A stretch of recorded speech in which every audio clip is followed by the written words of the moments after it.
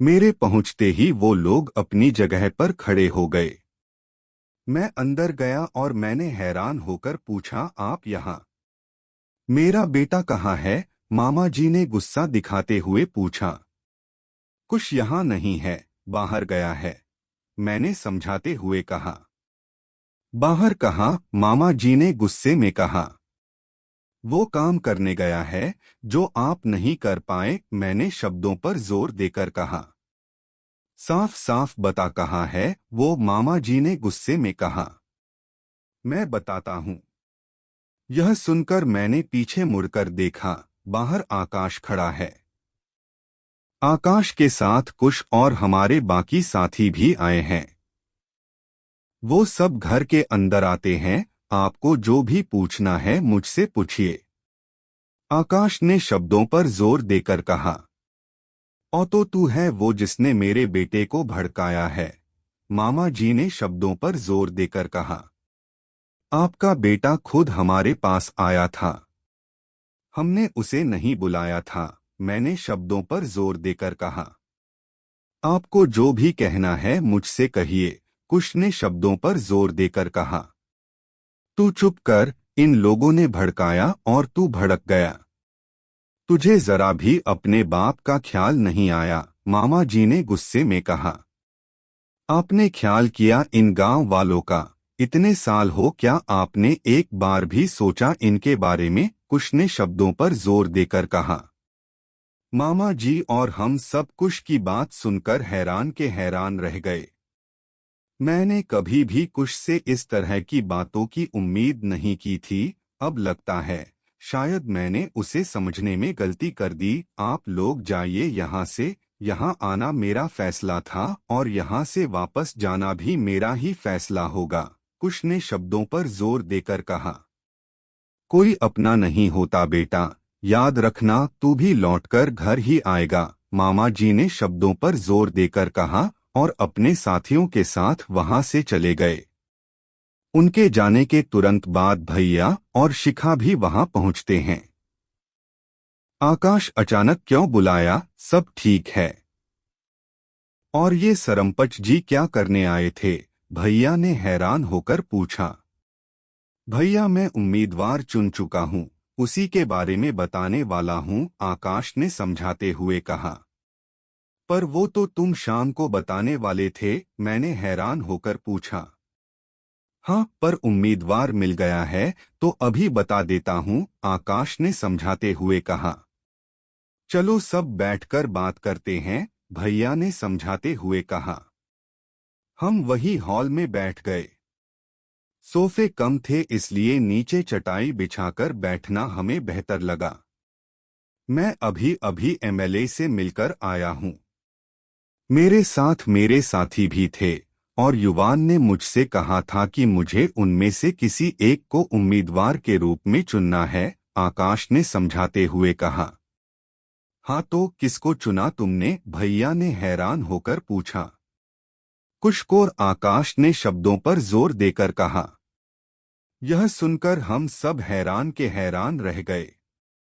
मैंने सोच समझकर फैसला लिया है, आज अगर कुश हमारे साथ नहीं होता तो एमएलए फिर कोई बहाना बनाकर हमें चुप करा देता, आकाश ने समझाते हुए कहा। बाकी सब का भी यही फैसला है? भैया ने बाकी सब से पूछा। बाकी सब ने भी आकाश के फैसले से सहमति जताई। पर मैं खुश नहीं था क्योंकि मैं चाहता था कि आकाश खुद को चुने। और ना जाने क्यों मुझे ऐसा लग रहा था कि आकाश ने ये फैसला जल्दबाजी में जानबूझकर लिया। युवान तुमने किसे चुना था?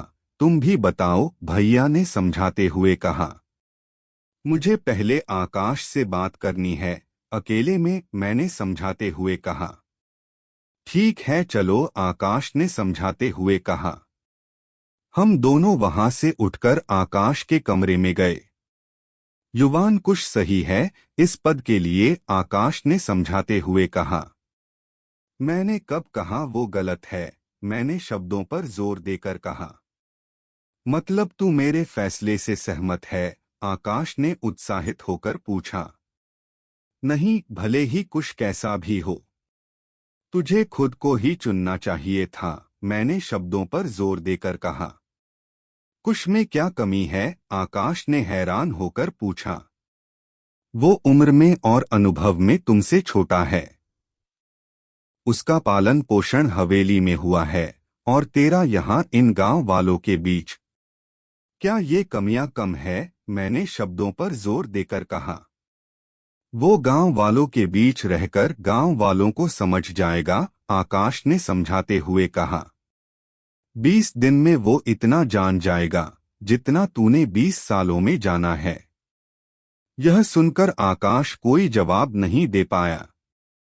शायद उसके पास इस सवाल का कोई जवाब नहीं था।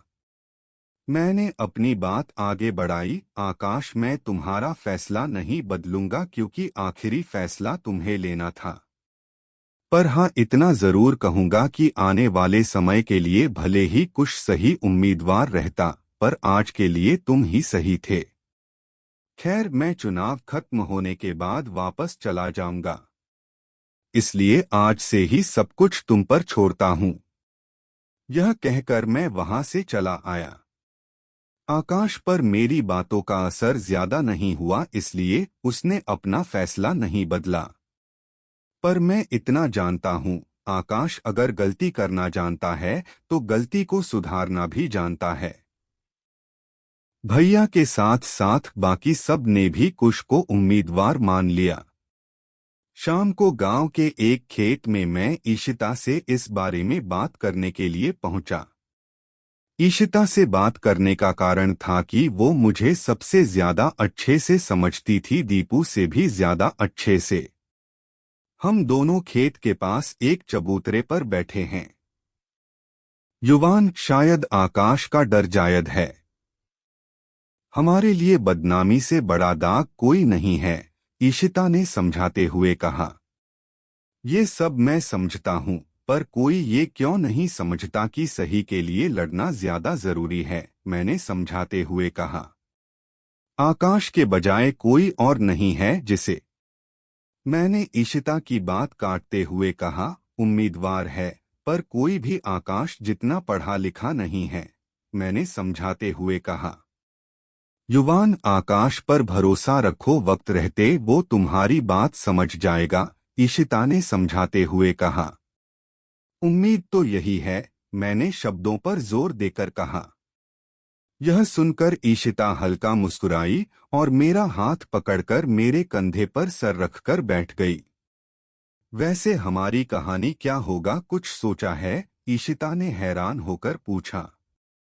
वही होगा जो मंजूरे खुदा होगा, मैंने मुस्कुराकर कहा। यह सुनकर ईशिता मुस्कुराने लगी। तभी उसे अचानक से कुछ याद आया और उसने हैरान होकर पूछा, तुम्हारे परिवार में कौन कौन है? यह सुनकर मैं हैरान हुआ। तुम मुझसे शादी करना चाहती हो और मेरे परिवार को जानती भी नहीं। कोई बताएगा तभी पता चलेगा, ईशिता ने शब्दों पर जोर देकर कहा। मेरा परिवार इतना अमीर नहीं है, चुनाव के लिए भी मेरे चाचा जी पैसे दे रहे हैं। हमारे पास तो तुम्हारे परिवार जितने पैसे भी नहीं हैं, मैंने थोड़ा निराश होकर दिखाया। यह सुनकर ईशिता सीधी बैठी और उसने शब्दों पर जोर देकर कहा, मैंने तुम्हारे घर की अर्थव्यवस्था नहीं पूछी, तुम्हारे परिवार के बारे में पूछा है। यह सुनकर मुझे हंसी आ गई। अब बता भी दो, कौन कौन है तुम्हारे परिवार में? ईशिता ने शब्दों पर जोर देकर कहा। मैं, मेरे माता पिता और दीपू, बस यही है मेरा छोटा सा परिवार, मैंने मुस्कुराकर कहा। वैसे गरीब घर के बच्चों के दोस्त विदेशों से महंगी घड़ी लाते हैं, ईशिता ने हैरान होकर कहा। पकड़ लिया। पहले झूठ बोलना सीख लो, फिर बोलना, ईशिता ने मुस्कुराकर कहा। तुम भी तैयार रहो, मैं बहुत जल्द तुम्हें अपने मॉम डैड से मिलाऊंगा, मैंने मुस्कुराकर कहा।